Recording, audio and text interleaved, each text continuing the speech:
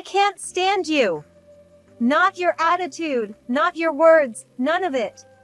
Ever since I became pregnant with our second daughter, Joan, my mother-in-law, has somehow adopted a confrontational demeanor. I couldn't hide my surprise at the drastic change.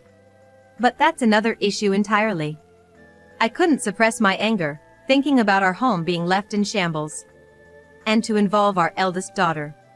Unforgivable as a parent. Absolutely, I won't forgive. Am I just supposed to stay quiet after all that's been done? I'm going to teach Joan a lesson. I made up my mind. My name is Alice Stevens, 35 years old. I'm a full-time homemaker. Married for 10 years, my husband, Thomas, and I lead a peaceful life. We have a 7-year-old daughter. Her name is Mia. She's a real sweetheart, our pride and joy. Just a little while ago she was going to kindergarten, but now I'm dropping off my daughter, who's become an elementary school student, at school again today. Take care, sweetie. Mia, living her life happily, had been giving me strength without me even realizing it. Indeed, children grow up incredibly fast. One day she'll become an adult before I know it. Thinking about her having a boyfriend, getting married, and leaving our home makes me sad, but if that's the path Mia chooses, I won't stop her. Although I ponder such things, when I think about it calmly, Mia is still only 7. We still have plenty of time together. I decided to fill that time with as much love as possible. Since we don't have many children in our family, Mia has always been the center of affection. Joan, my mother-in-law, was one of those who adored her. Alice, how's Mia doing? She's doing great. Is she using the notebook I got her? Yes, she loves it. A week ago, Joan bought a notebook for Mia. When I told her that Mia was enjoying it, Joan seemed delighted. My father-in-law passed away a few years ago. Living alone in her house must be lonely. That's probably why every time she sees me, Joan always asks about Mia and Thomas. Talked to my mother-in-law today. She was asking about you and Mia. That's just like her. Thomas seemed pleased when I told him about the conversation with Joan. That was a few months ago. A new change had come about in our family. Unbelievably, we were having another child. This came to be a few weeks after Mia turned 8. From the examination results, we found out it was a girl. When we broke the news to the kids during dinner, Mia stopped eating, her eyes sparkling. A little sister? Yes, Mia, you're gonna be a big sister. When I said that, Mia was overjoyed, raising her arms in celebration. Seeing this, Thomas too seemed delighted. A girl! That's awesome! Whether it was a boy or a girl didn't matter one bit. We were just happy to welcome another life into our family. That day, the conversation revolved around this new life. Mia was especially excited about becoming a big sister. We spent the evening imagining what it would be like once our family grew to 4, places we would like to visit, things we would like to do. The next day, I decided to visit Joan, who had always been good to us, and tell her about our new child. When I arrived, Joan greeted me with a warm smile. So, you're having another baby. Congratulations. Thank you. Joan blessed us with a beaming smile. So, is it a boy? It's a girl. I was certain that Joan would be thrilled. I figured she would shower the new baby with love, just like she did with Mia. I was excited to see her reaction. But to my surprise, Joan's face fell into a clear frown. Oh, I see, a girl. I was taken aback by her upset attitude. The room fell into an uncomfortable silence. Just as I was about to break the silence. I actually had something to do. Okay, you should go. Unexpectedly, she asked me to leave. I was so taken aback that I left without being able to ask why she had turned upset. Was it something I said? That was the only thing that crossed my mind. Could she have been upset about the baby's gender? No, that couldn't be it. After all, Mia is a girl too and Joan adores her. Could the problem lie with me then? On the drive back home, I kept wondering what might have upset Joan. I came home with a heavy heart and began doing my chores. In the afternoon, I went to pick up Mia from school. How was school? What did you do today? I asked my usual questions. Usually, Mia would react with joy, but today was different. She stared at my face. Then, she said simply, "Mom, you don't seem well today." Mia then placed her hand on my head. I wondered if she was imitating me. Yet, I was impressed. She observes people so well. I tried not to show my troubled mood, but it seemed like Mia had seen right through me. I hugged Mia and stroked her head. Fast forward about 2 months. There was another change in our family. Surprisingly, Joan wants to live with us. The reason was because I was pregnant and she wanted to help with household chores and taking care of Mia. There had been an awkward silence since the day I announced the gender of the baby, but her offer to move in and help lightened my mood. I wasn't disliked after all. I was hopeful that living together with Joan would deepen our bond. I was harboring such faint hopes. Originally, Thomas had a good relationship with Joan, so he seemed happy about the idea of living with his mother again after so long. If Joan and I didn't get along, it would surely trouble Thomas. I steeled myself and began preparations to live with Joan. But, my hopes did not come true. Joan seemed to harbor some resentment towards me. Since we started living together, her demeanor had been rather cold, and she would pull faces at the meals I cooked and the chores I did. She had initially said she wanted to help with the chores, but since we started living together, she hadn't lifted a finger. She just kept bossing me around. "What's with this food? It's too plain. I wonder how Thomas puts up with this kind of food. I bet he has a complaint or two." "If you say so." I have never received a complaint from Thomas. But, maybe it wouldn't be strange if he had some complaints. As I thought about the meals I've prepared so far, Joan smirked and spat out these words. "Maybe he's got another woman on the side, you never know." Even as a joke, I didn't want to hear such things. Thomas would be fine. I believed that, but when I heard it out loud, I was taken aback. Seeing me downcast, Joan just laughed even more. And to add insult to injury, Joan told me, "A woman like you will be dumped sooner or later. Just be prepared." She then proceeded to eat the meal I'd prepared, which she'd said smelt of poverty. She was clearly making faces as if it tasted awful. I wish she wouldn't bother eating it if she's going to be like that. I could painfully feel my mental state being chipped away by Joan's words and actions. Fortunately, Joan was very kind to Mia. Mia seemed to be fond of her, which was a relief. But I couldn't shake off the suspicion that Joan might be doing something to Mia when I wasn't around. I found myself harboring such doubts. I had subtly asked Mia what kind of conversations she was having with Joan. But Mia seemed to enjoy talking about school and study, things like that. Complicating matters, Joan played the role of the good mother-in-law in front of Thomas. "Alice dear, is there anything bothering you? Please feel free to talk to me about anything." "Thank you." Without any proof, opposing her here would only be disadvantageous. I managed to force a smile and listen to Joan's talk. However, 4 months after we started living together, my belly was getting bigger, and honestly, I was getting tired of dealing with Joan. If I felt ill and fell asleep on the sofa, she'd wake me up and scold me for not doing housework. When I couldn't serve a decent meal because I couldn't stand the smell of food, she would bring up her own pregnancy and tell me how incompetent I was as a wife. I was fed up with this life.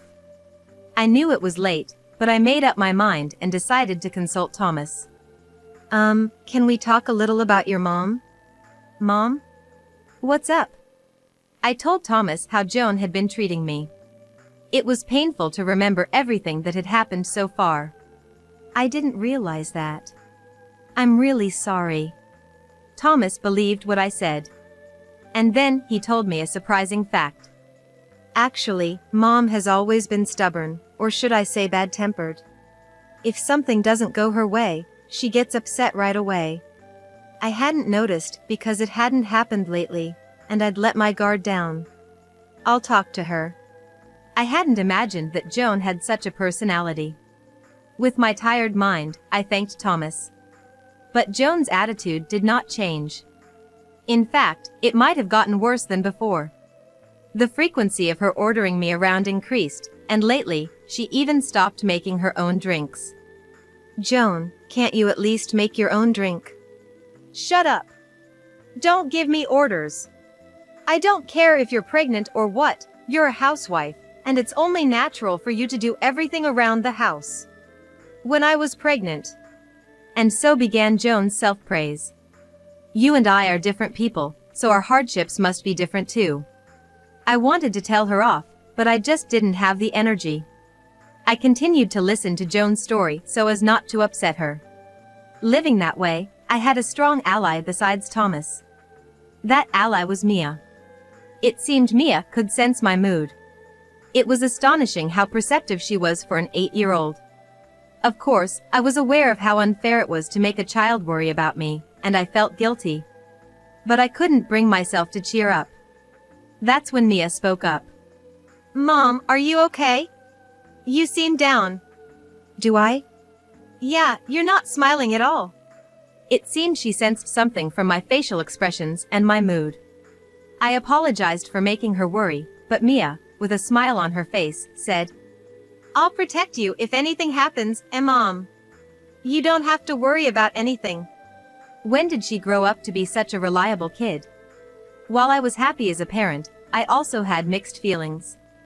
After that, Mia began to look after me more. Mia had begun to keep her distance from Joan. Perhaps she'd witnessed Joan shouting at me. Joan tried to win Mia over, but when she couldn't control her as she wished, Joan started acting cold towards Mia. What kind of adult does that? Such a selfish person. I was disgusted, but if Joan ever harmed Mia, it would be too late. I began to pay more attention to Mia. "Mom, are you okay? Tired? I can help you with the dishes." After that, Mia began to help out even more. "Thanks for your help." "Well, you're pregnant. It looks hard." Mia happily picked up the dishes from the drying rack and started wiping them. Out of the corner of my eye, I saw Joan's face looking very displeased. She probably didn't like that we were helping each other. I didn't care. If she had something to say, she should just say it with her usual gusto. I thought about this as I worked with Mia. Several months later, my due date was approaching. When I gave birth to Mia, there were no particular issues, but this time, due to the stress, I was not feeling well and had to be hospitalized early. The one I was worried about was Mia. If she were to be victimized by Joan while I was away, it would be unbearable. After some thought, I came up with a plan. The plan was to have Mia come to the hospital after school. It might be a burden on her, but luckily, the school and the hospital are within a reasonable walking distance. If Thomas could pick her up after work, both Mia and I would feel at ease. After all, there would be no issue with Joan being home alone. She should be doing whatever she likes. I proposed to Thomas and Mia, and both of them agreed. 1 week after the proposal. Finally, the day of my hospitalization arrived. "Mama, I'm coming to visit you." "Thank you, I'll be waiting." I sent Mia off as usual and started making the final preparations to go to the hospital. Joan, who had been watching, seemed grumpy as always, but today she seemed somewhat happy. "Finally, the day has come. I wish you would just not come back." "Say whatever you want. This hospitalization was brought forward because of you, you know." "Huh? I haven't done anything, have I?" "The stress at home caused my health to deteriorate. It's all because you keep complaining." Knowing that I won't see her for a while, I vented all the things I had been holding back. "I'm the one complaining. I haven't said anything. When I was pregnant."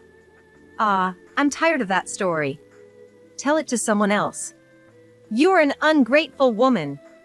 You should listen to what I say." I ignored Joan's rant and continued with my preparations. Eventually, even Joan, who had been making a fuss, seemed to realize it was futile and disappeared without a trace. When I looked at the clock, it was almost noon. I grabbed my bag in a hurry and headed to the hospital. Life became quite comfortable after being hospitalized. I didn't have to hear any complaints from anyone and didn't have to do any housework. Although I was worried about giving birth, it was far better than my usual life. Once I give birth, Joan will probably leave in a hurry. No, it would be a problem if she doesn't leave. I need to discuss with Thomas and somehow create some distance. I really want to get back to living just with my family. I was absent-mindedly thinking about this on my hospital bed. At that time, I saw a short shadow in the ward. It was Mia. "Mama, I'm here." "Welcome, have a seat." Mia happily took a seat. Then, she slowly took out a piece of paper from her backpack. "What's this?" "So cute. I drew this today. It's a picture of you and the baby that's gonna be born." Mia must be really looking forward to the baby.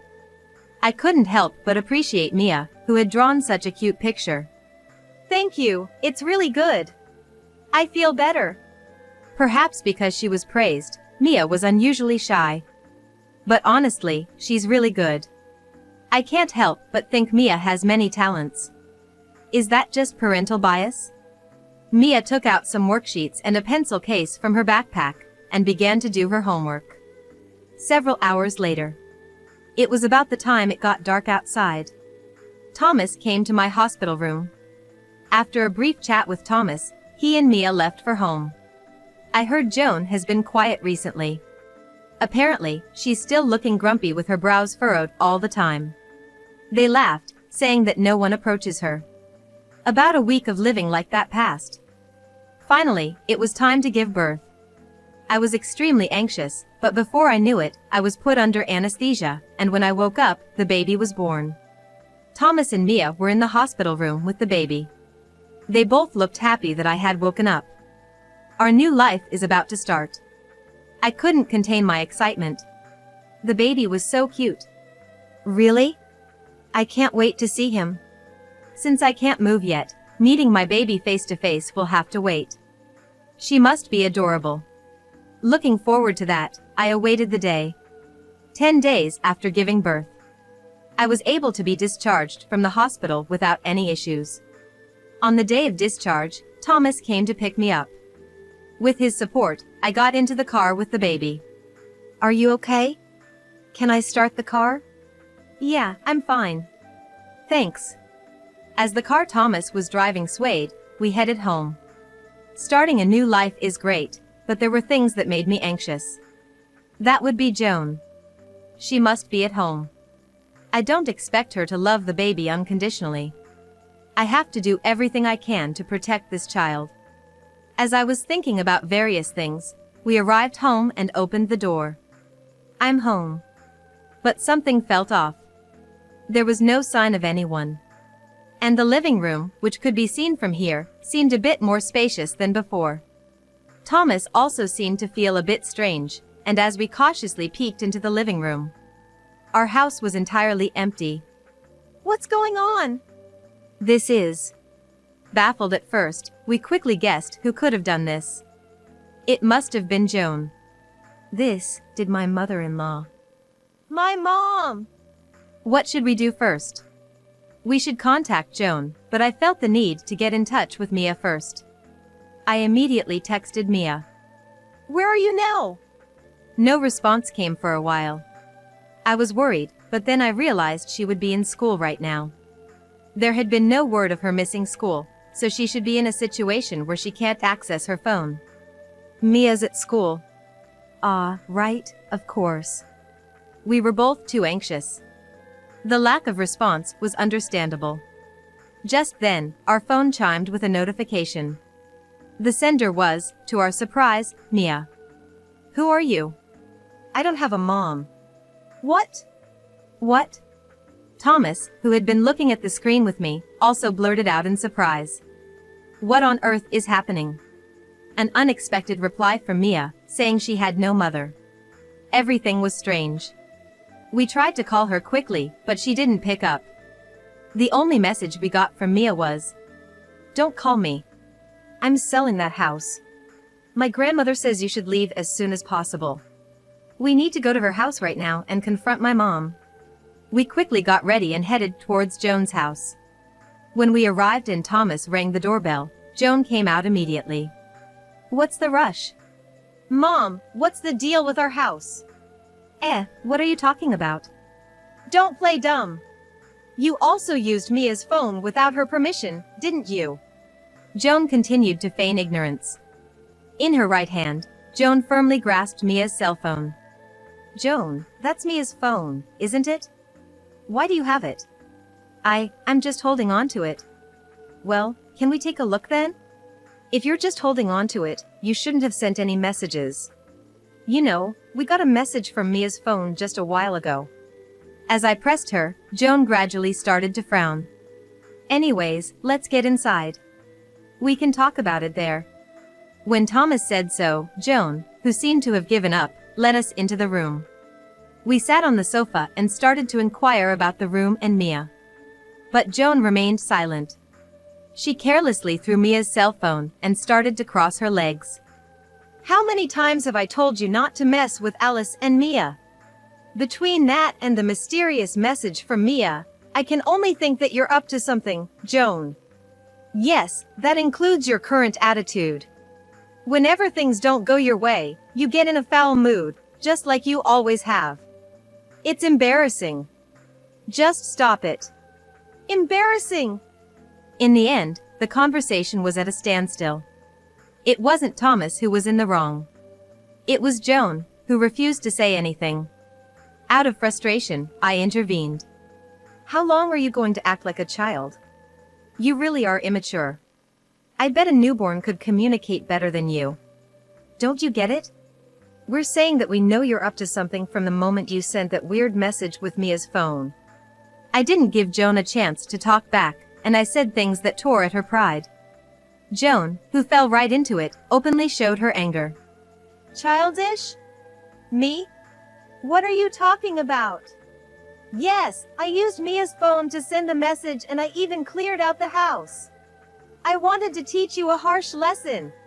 At Joan's sudden change, I couldn't help but furrow my eyebrows. Then, Joan continued her rant. Listen, the whole problem is that you only give birth to girls. I wanted a son to carry on the Joan family name. And Thomas, how dare you lecture your mother? I didn't do anything wrong. It's all Alice's fault for not being able to do anything. That's when it all clicked. Ever since I announced my second pregnancy, she was in a foul mood, and she had a short temper because I didn't give birth to a boy. No, it's not Alice's fault. It's all because of you, Mom, or you. Joan, having been harshly criticized by her own son, was becoming redder with anger. Do you even understand how shameful your actions are? I've been saying it, haven't I? I did nothing wrong. As usual, Joan didn't bend her opinion. Thomas, after a moment of thought, looked straight at Joan and said, All right, if that's what you're going to say, then I have something to say too. What is it? Spit it out. I'm cutting ties with you, Mom. Ties? The moment she heard Thomas's words, Joan's complexion noticeably changed. She probably didn't expect her own son to cut ties with her. Wait a minute. Please reconsider. After all the havoc you've wreaked on our family, you've got some nerve. I won't change my mind. I'll make sure our relatives know just how terrible a person you are too. No way. Hold on a minute. And what happened to our furniture at home? Indeed, where did all the furniture go? There was quite a lot of it, and it couldn't possibly have been managed by Joan alone. I gave all the furniture to the junk removal service. I wanted to upset you, but I only wanted to annoy you a little. What were you thinking? You probably used Dad's inheritance to do this. It's unfair to Dad to hire such services. Indeed, he would not have wanted what he left behind to be used for such spite. I can't help but feel Joan is childish. Then give us the money to replace the furniture, Mom. It's not our fault. I can't. Replacing furniture. You sold the furniture to the service on your own, right? We don't need to spend our money. Please listen to my last request. As Thomas implored, Joan dropped her gaze, looking utterly dejected. After that, Joan replaced the furniture, they severed ties, and the matter was resolved. Having lost her connection to Thomas, Joan reportedly lost all her spirits. According to a relative who visited her after hearing Thomas's story, her atmosphere was entirely different from before. That relative said, "She was always quite stubborn. Maybe she learned her lesson this time?" So even relatives perceived her that way. Hopefully, this will prompt her to reconsider how she lives her life. Our family is living happily in the house we have been living in. We will no longer be bothered by Joan. We're able to fully engage with our family, and it's fulfilling. Mia watches over the baby with concern, which is adorable. She seems to want to play with them soon. Right. That's what a warm family is. Through this incident, I felt the kindness and reliability of Thomas and Mia. How much have these two supported me? I want to give my all to repay them from now on.